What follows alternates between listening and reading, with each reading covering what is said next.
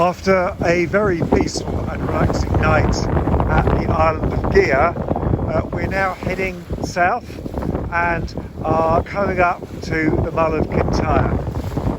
There is the Mull itself. The lighthouse is just visible, only just, but is visible.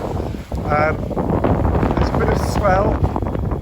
There's Paget's Lady, keeps disappearing in the swell.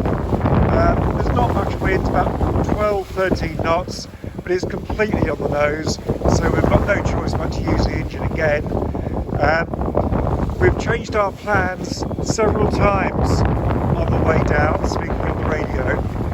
The original plan was to go to the island of Sander, which is about 8 miles east of the Mull of Kintyre. We decided against that in the end, and we thought, because we're making really good way, we're doing 8 knots over the ground at the minute with the tide. We've decided that we will take full advantage of the fair tide that we've got and the fact that we had an early start, and head down to Loch Ryan and go into Stranraer.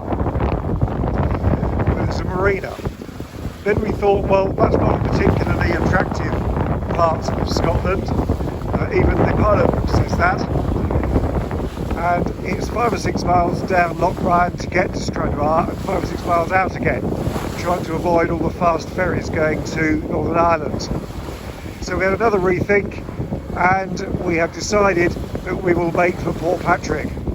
I've been there before, so it's familiar, all tide entry, and we should be comfortable there, and it brings us obviously closer to our end point of Fleetwood.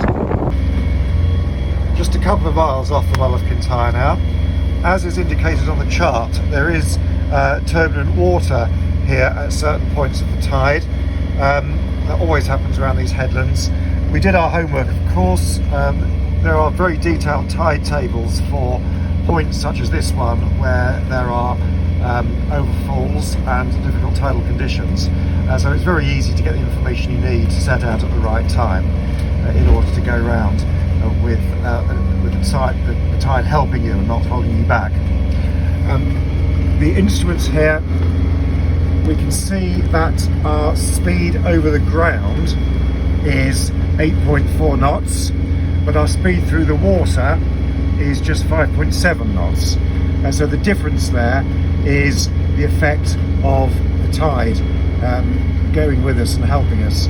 So really 8.6, 8.7 knots. If there is any discomfort here, it's very short-lived indeed.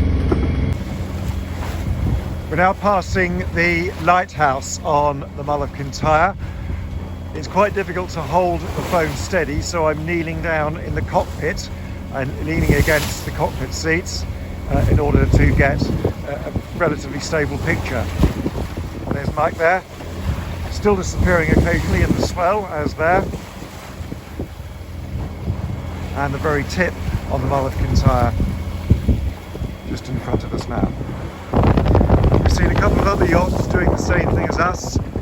We all have the same tidal stream atlases, so we all do the same calculations. I can see a yacht in the distance, and there's been a couple ahead of us.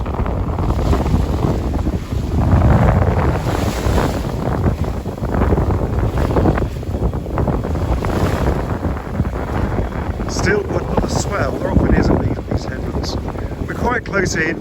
I mean, it's safe to be close in when the conditions aren't too bad, and they're really not too bad today. The waves really aren't breaking, and we're just able to get past the headland quite quickly, and not too much difficulty really.